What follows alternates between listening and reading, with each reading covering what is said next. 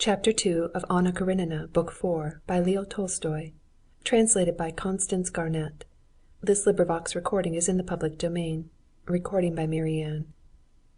When he got home, Vronsky found there a note from Anna.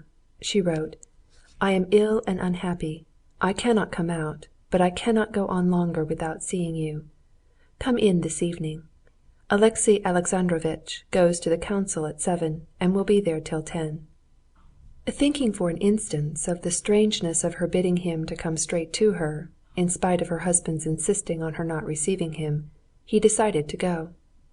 Vronsky had that winter got his promotion, was now a colonel, had left the regimental quarters and was living alone.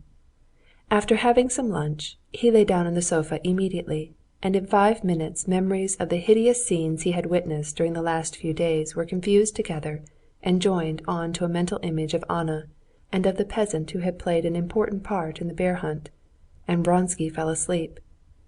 He waked up in the dark, trembling with horror, and made haste to light a candle. What was it? What was the dreadful thing I dreamed? Yes. I think a little dirty man with a disheveled beard was stooping down doing something, and all of a sudden he began saying some strange words in French. Yes, there was nothing else in the dream, he said to himself. But why was it so awful? He vividly recalled the peasant again, and those incomprehensible French words the peasant had uttered, and a chill of horror ran down his spine. What nonsense, thought Vronsky, and glanced at his watch. It was 8:30 already.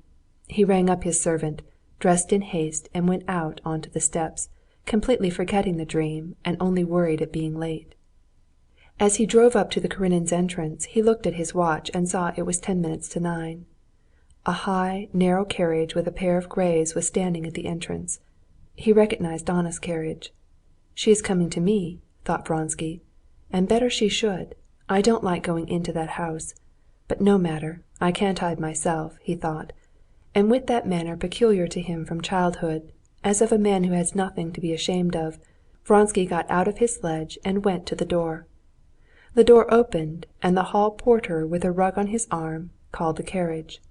Vronsky, though he did not usually notice details, noticed at this moment the amazed expression with which the porter glanced at him. In the very doorway Vronsky almost ran up against Alexey Alexandrovitch. The gas jet threw its full light on the bloodless, sunken face under the black hat, and on the white cravat, brilliant against the beaver of the coat. Karenin's fixed, dull eyes were fastened upon Vronsky's face. Vronsky bowed, and Alexey Alexandrovitch, chewing his lips, lifted his hand to his hat and went on. Vronsky saw him, without looking round to get into the carriage, pick up the rug and the opera-glass at the window and disappear. Vronsky went into the hall. His brows were scowling, and his eyes gleamed with a proud and angry light in them. What a position, he thought. If he would fight, would stand up for his honor, I could act, could express my feelings. But this weakness, or baseness, he puts me in the position of playing false, which I never meant and never mean to do. Vronsky's ideas had changed since the day of his conversation with Anna in the Vrede garden. Unconsciously yielding to the weakness of Anna, who had surrendered herself up to him utterly, and simply looked to him to decide her fate, ready to submit to anything, he had long ceased to think that their tie might end as he had thought then.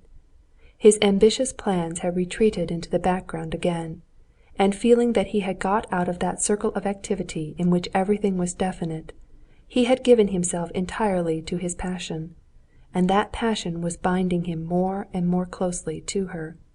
He was still in the hall when he caught the sound of her retreating footsteps. He knew she had been expecting him, had listened for him, and was now going back to the drawing-room. "No!" she cried on seeing him, and at the first sound of her voice the tears came into her eyes. "No! If things are to go on like this, the end will come much, much too soon." "What is it, dear one?" "What?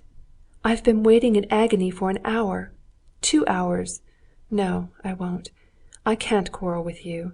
Of course you couldn't come. No, I won't." She laid her two hands on his shoulders, and looked a long while at him with a profound, passionate, and at the same time searching look. She was studying his face to make up for the time she had not seen him. She was, every time she saw him, making the picture of him in her imagination, incomparably superior, impossible in reality, fit with him as he really was.